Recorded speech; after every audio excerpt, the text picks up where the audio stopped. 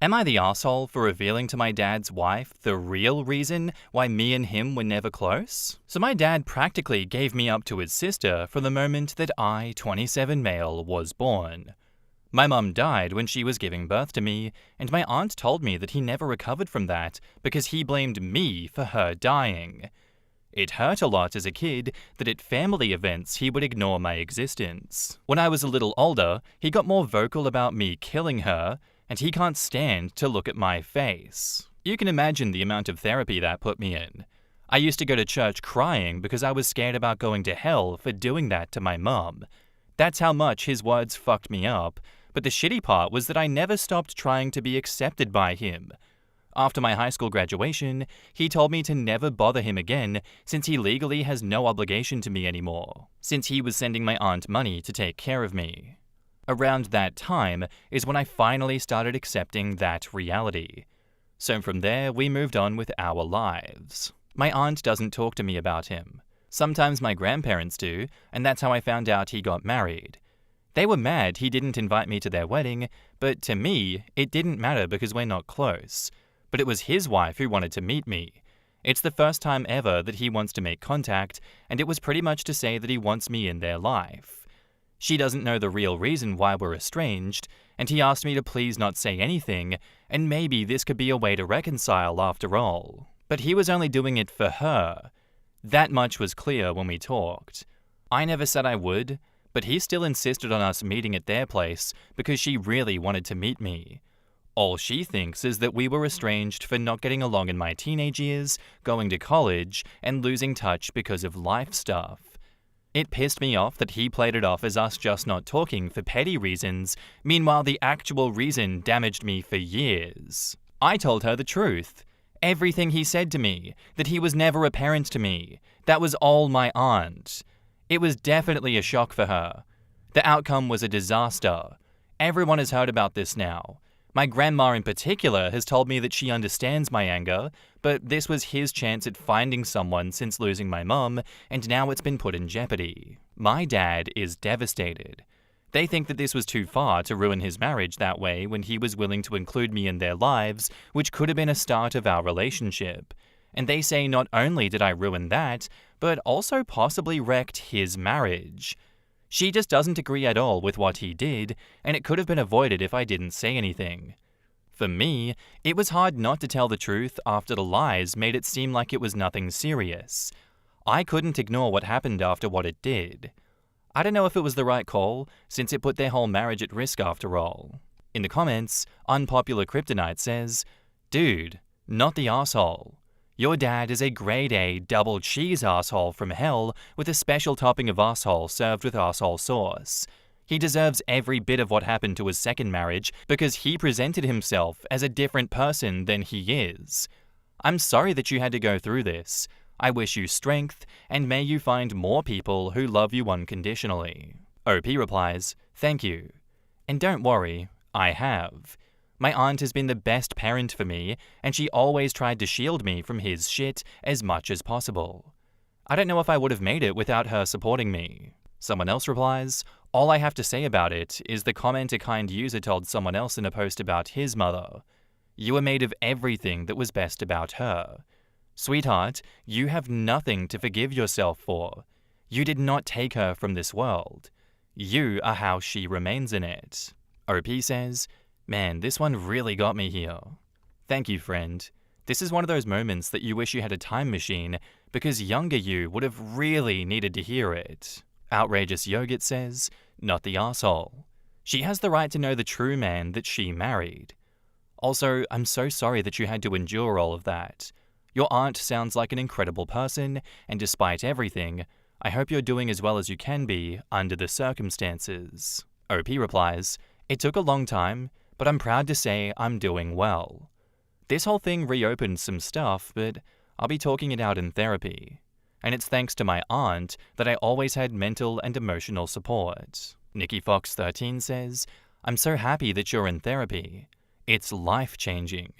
Your aunt sounds lovely and like a genuinely wonderful person." And OP says, "She is. If it weren't for her, my life for sure would have fallen apart.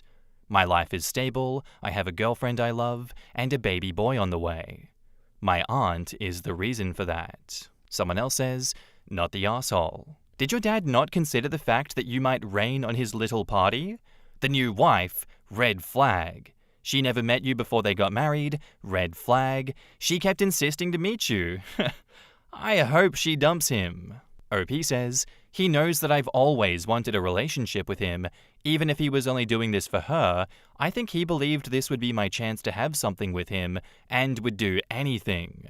I see the logic in why he would do that, thinking that OP would just roll over like a good little dog and do everything that Dad wanted, while Dad didn't really want to have a relationship with OP. But OP is old enough that he has a girlfriend and a kid on the way. How did Dad expect this to go any way besides how it did?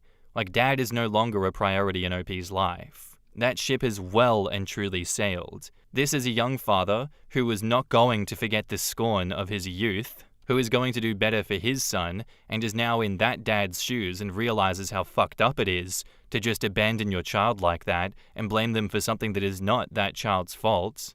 Genuinely, how stupid does the dad have to be in this situation that he doesn't recognize that OP will tell the wife what he did? That man deserves worse than dirt for everything that he put OP through, and he deserves to get broken up with. What a piece of shit idiot. Genuinely, not the arsehole OP, he deserves it. And now, onto the update. Words can't express how much it meant to me getting so much love from my last post. Everyone who supported not just my actions, but also acknowledged the hurt. To all the sweet internet mums who commented and DM'd me, y'all know how to make someone feel loved, even by total strangers. Since so many people wanted an update, here it is. It's a little heavy, and for a couple of days I needed some time to process it and do some crying. They are splitting up. Heard it first from my grandma, then from his wife, or I guess ex. She was legit crying on the phone when she called to tell me sorry for putting me in that position. Her and my dad had a longer conversation where he told her everything else he did, so she made that decision that she can't stay with someone like him. And she wanted me to know how disgusted she is, and also to tell me thanks, which is something I really needed to hear. My dad is who he is, like, yeah, but regardless, two people splitting their marriage because of what you said is a hard thing not to feel guilty about. OP, please don't feel guilty for that, genuinely. This lady is heartbroken going through divorce just a few months after getting married, and she wanted to make sure to reassure someone else that they made the right choice. Unexpectedly, though, my dad wanted us to talk again yesterday, too. My girlfriend again didn't want me to. Trust me, I get her point. She's the one who didn't want me having dinner with them in the first place. For one thing, we didn't know what he wanted to talk about and what that would do to my mental health. It was probably a bad risk to take, but I met with him. And yeah, I should listen to my girlfriend more when it comes to this stuff. The first time in my life, I think we had a conversation about my mum, how much he loved her, them being happy and excited about having a family, but then she died, and he told me even if it's wrong, he can't ever not blame me, because simply if I hadn't been born, she would still be here. He's only sorry for not completely staying away from me and saying horrible things growing up. While he wasn't saying this to be malicious, since he seemed sincere, it was still an ouch for me. In the end, we decided having a relationship with each other was never gonna happen and said goodbye. He at least apologized for trying to put me in that position. First good thing he ever did was tell me what happened with his wife wasn't my fault. Then I just went home and cried. I had my day to process, a short therapy session and support from both my aunt and girlfriend to get me through. The rest of my family is leaving me alone at least, so I'm glad that in the end it was resolved. Not a total happy ending, but I know in the end it's better this way. In the comments, Sinfulop says, his late wife would be ashamed of him. I thought the same thing. If his late wife had known about him, she would have rejected him outright long before OP came into the picture. He threw away the only piece of his late wife that he had left. What a pathetic man. OP, I'm sorry that you were given such a spiteful man as your dad. His grief may have started how he treated you. His spitefulness and overall anger has clouded his judgment. You are not responsible for his marriage dissolution. Only his actions are the culprit. The one thing you can see as the light at the end of the tunnel is that you now know that he knows that he is responsible. His acknowledgement and respect is no longer warranted, as why would you associate with him outside of being your sperm donor? Find your own family that you chose. I did that when I officially cut my dad out of my life. Surround yourself with worthy people who love you. And OP replies, "Thank you. I'm very grateful that I found my own family. My aunt that raised me, my girlfriend and our kid that'll hopefully be popping into the world soon, also our friends of course. They were all my light, honestly. My aunt did so much to help me, even when she had to be the bad guy in my eyes as a kid or teen, because how dare she try to keep me from my dad, when the reality was she was trying to shield me from his cruelty. She did everything for my sake and stepped up for me as a parent when he wouldn't. I'm lucky to have someone like her in my life." Someone else replies to OP, "I get you, OP. My husband was my guiding light, and he has repaired my ideal of what a good father should be. Congrats on the new baby. You now know what not to do with your bundle of joy." OP says, "Thank you. At first I was scared about being a dad, just the cycle repeating in some way, but then that helped me see more how the whole thing was always a him problem. The first time I heard my son's heartbeat, it was like, how could you not love your baby? And that cemented the thought for me even more. Everything was on him. I'm glad you found someone who helped guide you too." Comfy G says, "If I died giving birth and my husband pulled this shit, I don't care what comes after death, I would haunt this fucker. I told my husband the same thing, that he would never know a moment's peace. I'd become the vengeful fucking ghost, causing him to cower in the corner." Ultimately, this man loved himself more than his late wife or his child. OP did a good thing, saving another woman from this monster. Hold on, why is it you killed her and not I killed her by getting her pregnant? Well, because far too many people are lazy and selfish and would rather blame anyone or anything else than take responsibility for their own actions or practice any kind of self-awareness or introspection. Couldn't agree more, and I think if I were OP in the situation of dad saying, "You know what, I still blame you for that, and the only thing I regret is not just completely staying away from you all of your life," I think I would have lost my shit. I genuinely think my survival instinct trigger in a situation like that would be a violent outburst in which the police would need to be called, because genuinely, how fucking dare you? What a sociopathic, narcissistic piece of shit that dad is. Yeah, thank God after the mountain of bullshit, he doesn't blame OP for his marriage collapsing in the way that it did, and I'm genuinely surprised he's not blaming OP for this one too. I think even after all of this, if I were in OP's shoes, I would drag his ass and his reputation across the ground with every one of the other family members that he associates with and try to outcast him. I do genuinely think he deserves to be completely outcast from this family and this support network, and OP should threaten to not bring his family along to any family events that they would participate in if he was even thought of being invited to it. That is an evil man that deserves no place in that ecosystem of a family that he participates in. Thank you for the story, OP. I am enraged on your behalf. I am shocked that it came to this, but I'm happy that you have such a loving and supportive network around you, and I know that you will do so much better than he did. You deserve nothing but the best, OP. Thank you for your story, and thank you for the update. Our next post is by user RareFly1984, titled, "Am I the asshole here for refusing to delete my son's Roblox account, even though my husband wants me to? Hi Reddit. I, 38 female, need some perspective because my husband, 40 male, thinks I'm in the wrong here. My son, 10 male, plays Roblox for about an hour each night before bed. His day is packed. School, homework, sports, and some leisure time. The Roblox session is the one time that he really gets to unwind, and he keeps it very controlled. He doesn't play for hours, doesn't skip homework or sports, and knows he has limits. I work from home, so I'm around him throughout the day. I know exactly what he's doing. I monitor his schedule, and I make sure he balances school, sports, study, and playtime. When he plays Roblox, I sit next to him and watch my TV show so I can supervise him while enjoying some downtime. The conflict comes from my husband. He's extremely concerned about predator activity on Roblox, the schlep situation and all, and that some countries have banned Roblox and ongoing lawsuits, and thinks that our son should not be allowed to play at all. He argues that even with parental controls, the risks are too high. Dad would have never survived the desolate wasteland that was Habbo Hotel that I grew up in. He thinks Roblox is bad? Try being on IMVU for 10 minutes. I refuse to delete the account because parental controls are enabled. I've restricted chat, friend requests, and purchases, making his account very safe. He's responsible with his time. It's only 1 hour, and it doesn't interfere with his school or activities. Supervised play.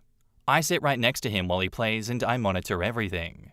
And it's a way for him to relax. After a busy day, this is his only downtime. Every time I bring this up, my husband insists that any exposure to Roblox is too risky, even under parental supervision. I feel like I'm being reasonable, and deleting the account would punish him unnecessarily. So am I the asshole here for refusing to delete his Roblox account, even though my husband thinks I am?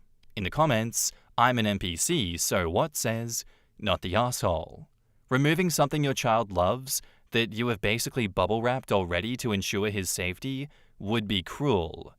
Sounds like he doesn't get to be a kid very much, and this is his only time to act his age. If your hubby is that concerned, ask him to research other games, maybe console games with no chat function, or that aren't even online that he could introduce to your son as an alternative. He'll naturally move away from Roblox if something better comes along, but taking it away from him cold turkey might make him more likely to sneak around both of your backs in the future. Strict parents make kids that are not only good at hiding things, but that won't come to their parents for advice or help when they really need it. Normally, I'd be with your husband, because predators are definitely a concern there, but nothing of what you said gave me the impression that he's in any kind of danger. The opposite, honestly. I don't see how you could do it any better. Your husband needs to relax a bit here. Yep, I'd be cautious, even with parental controls enabled restricting chats and friend requests, etc., but the fact that she watches him play really takes almost 100% of the risk out of it. Your husband needs to sit next to your son for a week and monitor his 1 hour of play per evening. Husband should observe what it's all about before making his decision. He doesn't seem to have any actual information, just scary rumors. He shouldn't make pronouncements without examining the game, seeing the parental controls in place, and watching his son in the activity the way that you do. If he has specific concerns, you can always discuss and address them. Without that information, your husband cannot make anything but an emotional and distant guess. Husband wouldn't have lasted 5 minutes in the Black Ops 2 Team Deathmatch lobbies that I grew up in. Try being 12 years old with a 12-year-old voice, trying to speak down to 25-year-old men. It was not only a war zone in-game, but on the voice comms too. Also, to explain the schlep situation, that's a YouTuber that went into Roblox lobbies where people were trying to get the kids off of Roblox onto Discord, and then from there, they were grooming those kids. So he would expose a lot of people on his YouTube accounts, but in response to that blowing up on YouTube and becoming a very popular thing, instead of acknowledging that Roblox had a predator problem, they banned Schlep, the YouTuber, for being a predator, I'm pretty sure, and it kind of went huge online, and was showing that Roblox was not taking the predator issue seriously, and instead they were shutting down people trying to do their own form of moderating it. I myself play a lot of Roblox with my friends these days, and I wish we had something like that growing up, because the goddamn games they make on there are so good. And if you don't want to, you don't have to look at the chat, you don't have to acknowledge anyone. You can play so many games by yourself and never have to interact with other people. So a lot of the husband's fear and frustrations are being whipped up from online controversy. He actually has no idea what the game is like, and he doesn't realize how safe OP has made it for their child. I feel like, yeah, he should go do a week of supervising the 1 hour a day that this kid has, and then make that judgment. And on top of all of this, I think it's a 2 yes, 1 no kind of situation. If it's already been put in place, wife is completely okay with it, this is an established rule, that is the baseline. If you want to change the baseline, you need 2 yeses. Wife's 1 no makes him an asshole for trying to force it, especially when she has much more information than him on this issue. And now, onto the update. Hi Reddit, OP here again from the Roblox Am I the Asshole Here post. So my husband actually read through a bunch of your comments. At first he was stubborn, but after seeing how many people said supervision plus limits are the key, he agreed that we should at least try a middle ground instead of deleting everything. We decided to talk to our son about online dangers. Don't give out info, don't trust strangers, tell us if something weird happens. He nodded very seriously. Many comments suggested that my son sit with him and understand the world, and honestly, my husband did try that. My son went, "See, Dad? You grow a garden, seeds like ember lily and prismatic ones earn you the most profit, and then instill a brain rot, tralelo tralala," and something else he told us. Tung tung tung sahur. I love steal a brain rot, it's so funny. My husband just sat there like, what? None of those words made sense to us. He was so confident though, explaining it like he was a professor giving a lecture. My husband didn't want to kill the moment, so he just went, "Ah, okay, I get it now." Spoiler, he did not get it at all. Now my husband actually sits with him during Roblox time. Our son is thrilled to narrate everything. "Look, Dad, I just stole his brain rot." Meanwhile, my husband looks like he's watching an alien language stream in real time. I sit there with my show and I just laugh quietly. So no, we still don't understand Roblox. We're just 2 clueless millennial parents trying to decode brain rot while our kid lives his best life. But at least now we're approaching it together instead of arguing.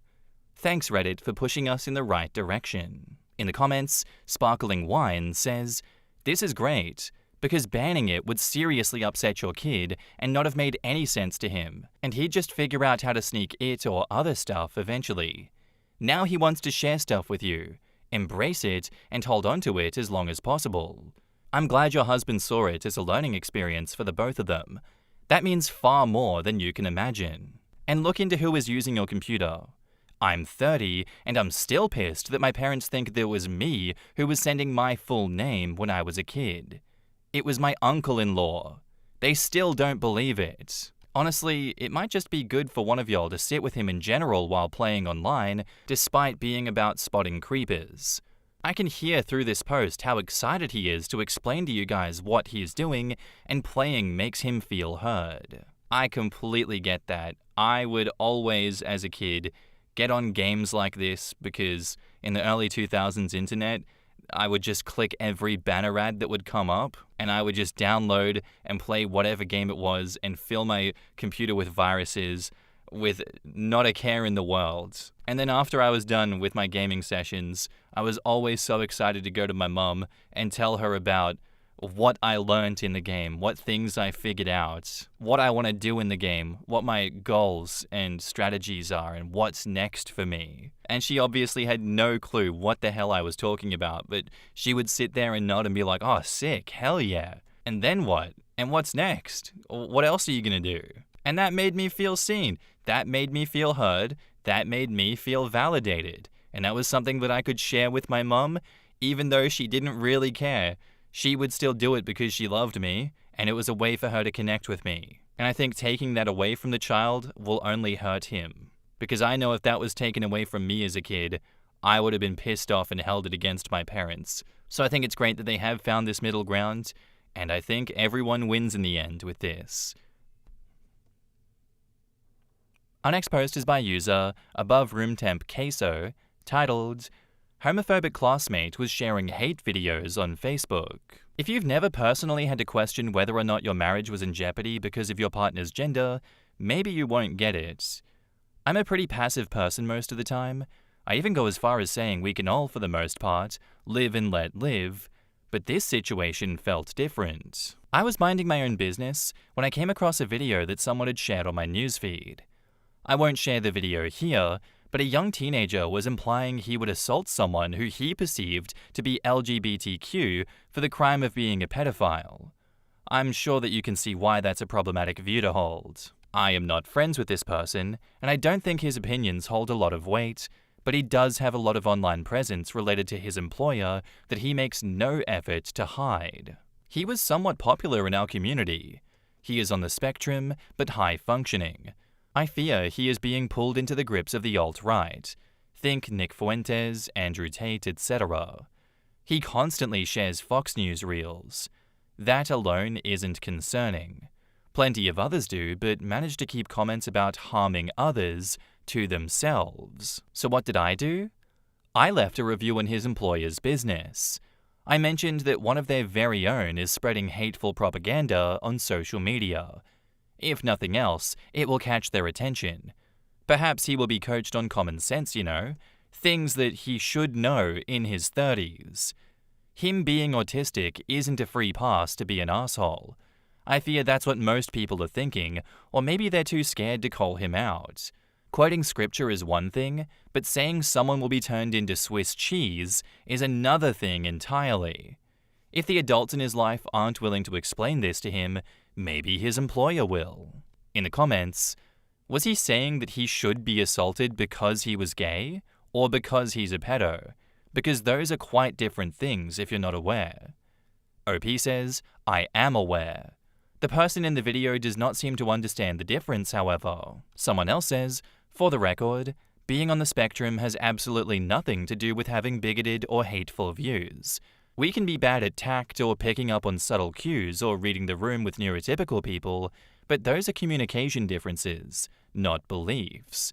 The only way being on the spectrum might relate to a bigoted belief is that it might make us worse at avoiding saying the quiet part out loud if we do have a bigoted belief.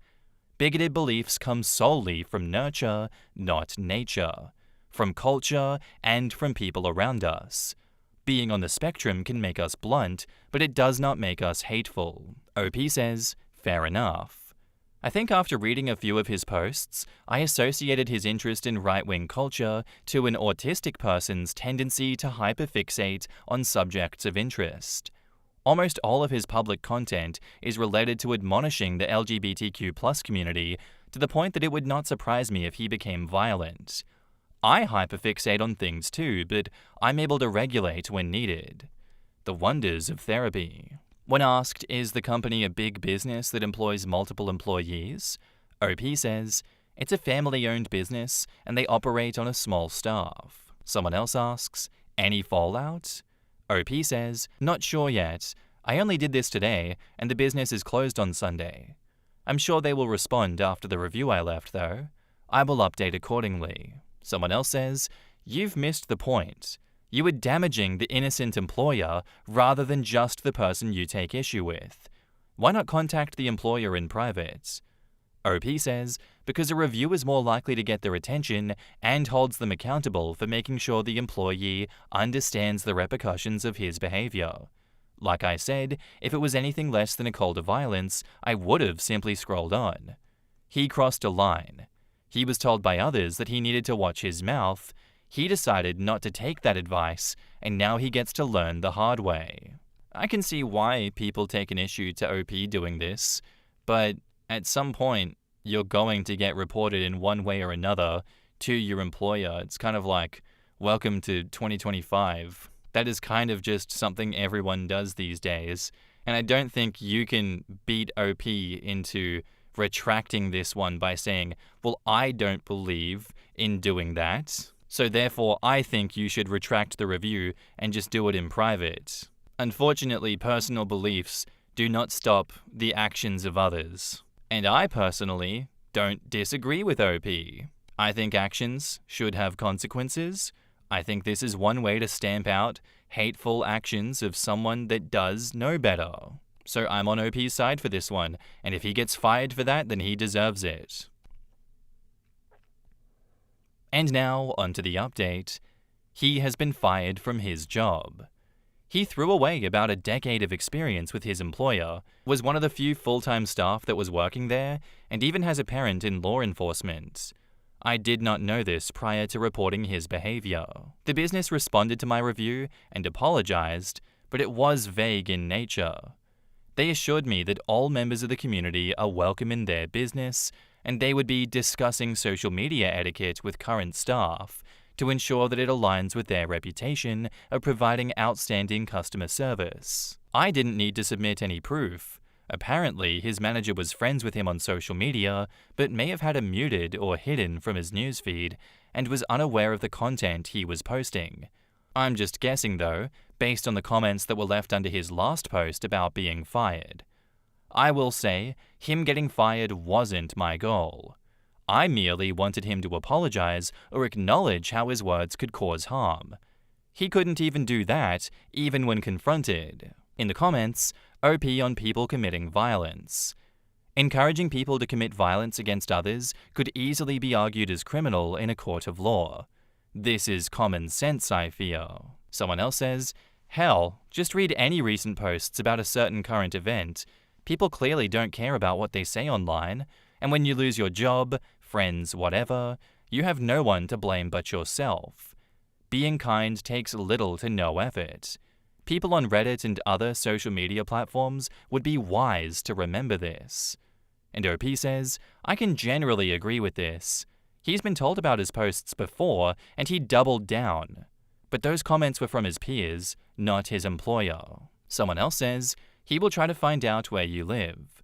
I'd put up some hardwired cameras and be on alert for at least the next 6 months.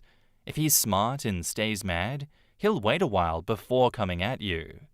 And OP says, I used a burn account to report him for that reason. Someone else says, wait, was he fired for something he said? I thought we weren't doing that anymore. He was fired for encouraging violence against others. We are still doing that. Turns out actions have consequences. If you don't want to be fired, don't be a bigot. Well, that depends on your workplace, and I hate that that's true. So, someone on the spectrum was fired from their long-time job where they were one of the few full-time employees over their online behavior? A person who was equating being a pedo with being a member of the LGBTQIA+ community and then advocating for violence as a result? Someone who had apparently been warned before by their peers that this wasn't acceptable? Oh, and he had a parent in law enforcement? Do I have that right? Because it kind of sounds like they've been warned and chose to proceed with being an asshole anyways.